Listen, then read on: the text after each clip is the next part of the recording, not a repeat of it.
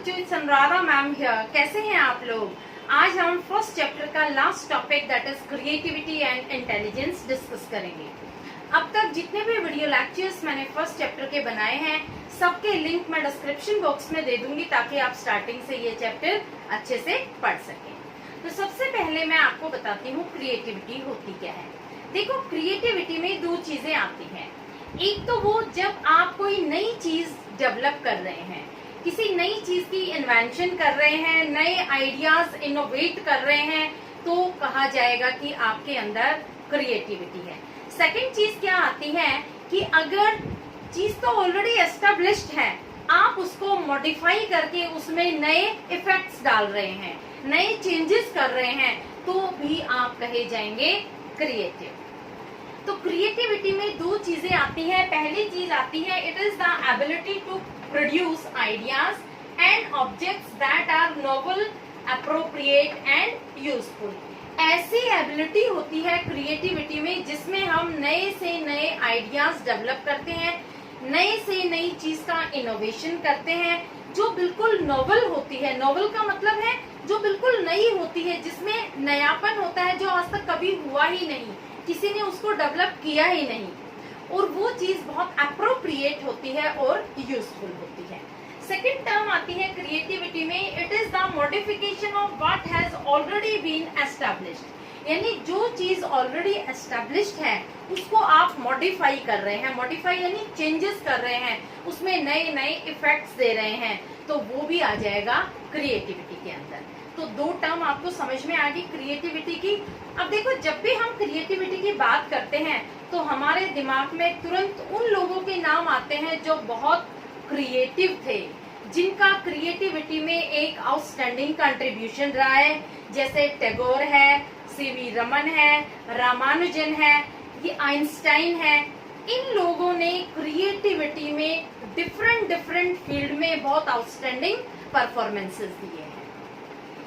जब भी क्रिएटिविटी की बात होती है तो हमारे पास क्या एग्जाम्पल आते हैं कि जैसे कोई पोइट है तो क्रिएटिव होगा, कोई आर्टिस्ट है तो क्रिएटिव होगा, कोई साइंटिस्ट है तो क्रिएटिव होगा, कोई इन्वेंटर है तो क्रिएटिव होगा। तो ये क्या करते हैं, इनके एग्जाम्पल्स होते हैं जैसे new solution to a problem.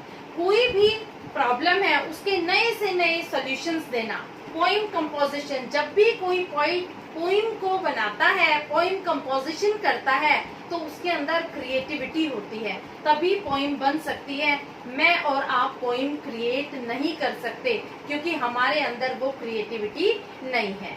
तो जो पोइट होता है उसका लेवल अलग ही होता है क्रिएटिविटी का, ठीक है। तो वो जो पोइम कंपोजिशन करता है उसका हाई लेवल ऑफ क्रिएटिविटी है। पेंटिंग, जब पेंटर पेंटिंग करता है तो जो इफेक्ट्स वो पेंटिंग में देता है उसका क्रिएटिव लेवल हाई होता है। न्यू केमिकल प्रोसेस, जब साइंटिस्ट कोई नई प्रोसेसेस डेवलप करते हैं तो उनके अंदर क्रिएटिविटी होती है। लेकिन आज के मॉडर्न एरा में हमारी जो क्रिएटिविटी है इन एरियाज में लिमिटेड नहीं है। आज क्रिएटिविटी और भी मैनी एरियाज है जहाँ पर डेवलप हो रही है।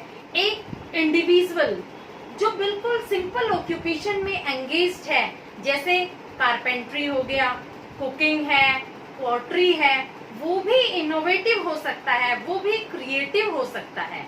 तो creativity is not limited to certain areas like poetry, painting, science, यहाँ तक लिमिटेड नहीं है।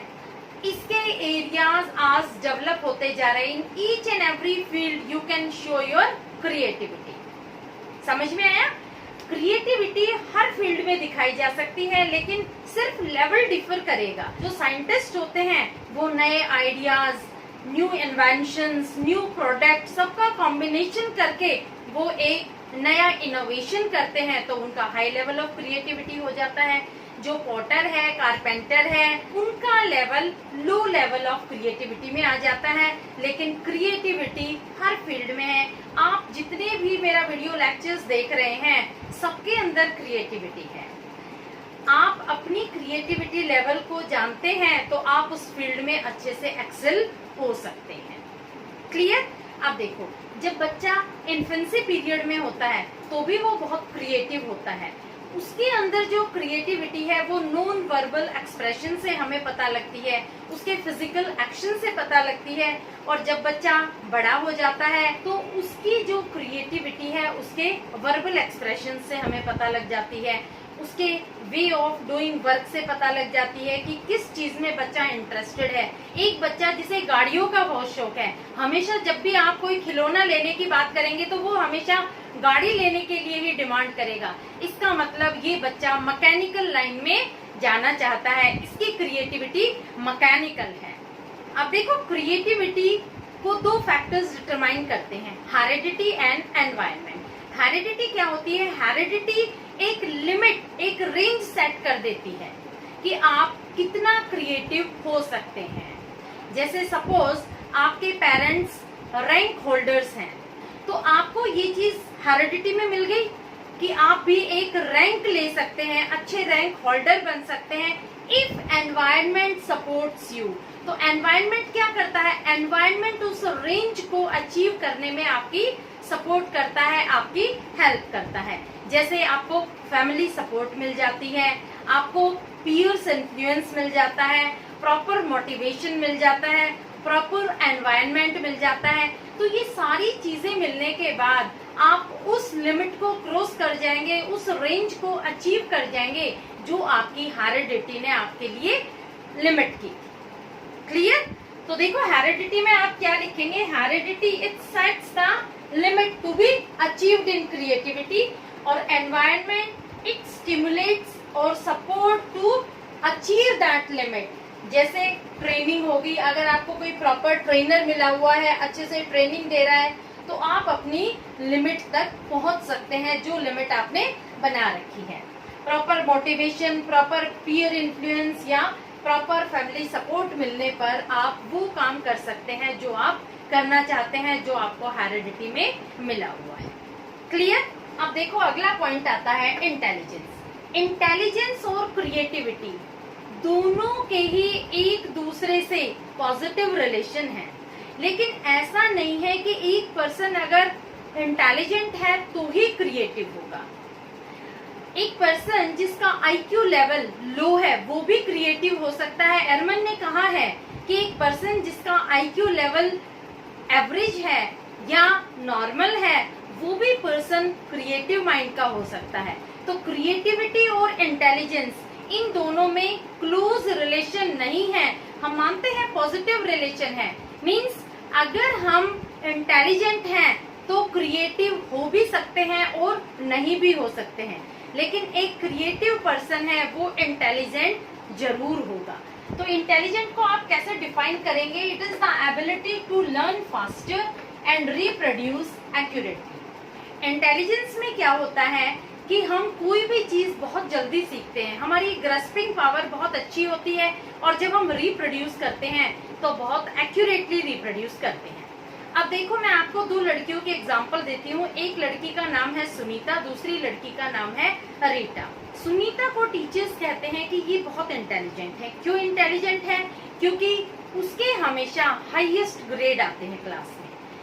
टीचर की हर इंस्ट्रक्शंस को बहुत केयरफुली सुनती है, जब भी वो काम करती है परफेक्शन के साथ काम करती है, एक्यूरेटली रिप्रोड्यूस करती है, ग्रास्पिंग पावर उसकी बहुत अच्छी है। दूसरी लड़की है रीटा, जो क्लास में एक एवरेज स्टूडेंट है, हाईएस्ट ग्रेड उसने कभी भी स्कोर नहीं किए हैं, लेकिन जब भी वो असाइनमेंट्स देती है हमेशा इनोवेटिव वे से देती है, उसके न्यू वेज ऑफ लर्निंग है। वो जब भी पढ़ाई करती है अपने ओन वेज ऑफ लर्निंग से करती है, घर में अपनी मम्मी की मदद करवाती है, उसमें भी उसके इनोवेटिव आइडियाज होते हैं। तो जो पहली लड़की सुनीता है वो इंटेलिजेंट होगी और दूसरी लड़की रीटा है वो क्रिएटिव होगी। क्रिएटिविटी में हमेशा अनयूजुअल आइडियाज डेवलप होते हैं, उसमें इमेजिनेशंस होता है, ओरिजिनलिटी होती है, और जो इंटेलिजेंस है उसमें हमेशा एक्यूरेसी होती है। जब भी रिप्रोड्यूस होगा तो वो एक्यूरेसी के साथ होगा, उसमें लर्निंग एबिलिटी बहुत फास्टर होती है, ग्रास्पिंग पावर बहुत फास्टर होती है। तो ऐसा नहीं है कि जो बच्चा इंटेलिजेंट होगा वो क्रिएटिव भी होगा, ऐसा इम्पोर्टेंट बिल्कुल भी नहीं है, ये मैंडेटरी बिल्कुल भी नहीं है। तो देखो इन दोनों में एक पॉजिटिव रिलेशन जरूर है। इंटेलिजेंस और क्रिएटिविटी में पॉजिटिव रिलेशन है लेकिन क्लोज रिलेशन नहीं है। क्रिएटिव होने के लिए एक मिनिमम लेवल ऑफ इंटेलिजेंस की रिक्वायरमेंट होती है। सपोज आप एक पोइट्री कंपोज करने जा रहे हैं तो आपको इतना इंटेलिजेंस लेवल तो होना ही चाहिए कि आप उसमें वर्ड्स डाल सके, आपकी वर्ड पावर अच्छी होनी चाहिए। क्रिएटिव होने के लिए हमें एक मिनिमम लेवल के इंटेलिजेंस की रिक्वायरमेंट जरूर होती है लेकिन हाई आईक्यू लेवल की रिक्वायरमेंट बिल्कुल भी नहीं होती। समझ में आया? तो देखो क्रिएटिविटी और इंटेलिजेंस में कौन कौन से पॉइंट्स हैं जो एक दूसरे से डिफर करते हैं। क्रिएटिविटी हमेशा बेस्ड ऑन होती है डाइवर्जेंट थिंकिंग पर और जो इंटेलिजेंस है वो बेस्ड ऑन होता है कन्वर्जेंट थिंकिंग पर। डाइवर्जेंट थिंकिंग क्या होती है? डाइवर्जेंट थिंकिंग में एक प्रॉब्लम होती है आपके पास और बहुत सारे सॉल्यूशंस होते हैं। क्वेश्चन एक होता है लेकिन उसमें अलग अलग आइडियाज होते हैं, इसीलिए क्रिएटिविटी में ओपन एंडेड टेस्ट होते हैं। यानी क्वेश्चन एक होता है और उस पर फ्रीडम होती है कि आप अपने कितने भी आंसर्स दे सकते हैं। इसमें ओरिजिनलिटी फोकस की जाती है, इमेजिनेशन फोकस किया जाता है। यहाँ पर फ्रीडम है कि आप कितने आंसर दे सकते हैं एक क्वेश्चन के, वो आता है अंडर डाइवर्जेंट थिंकिंग। दूसरा आता है इंटेलिजेंस में कन्वर्जेंट थिंकिंग, यानी एक क्वेश्चन है उसका आप परफेक्टली एक ही सॉल्यूशन देंगे, आप एक से ज्यादा सॉल्यूशन नहीं दे सकते हैं।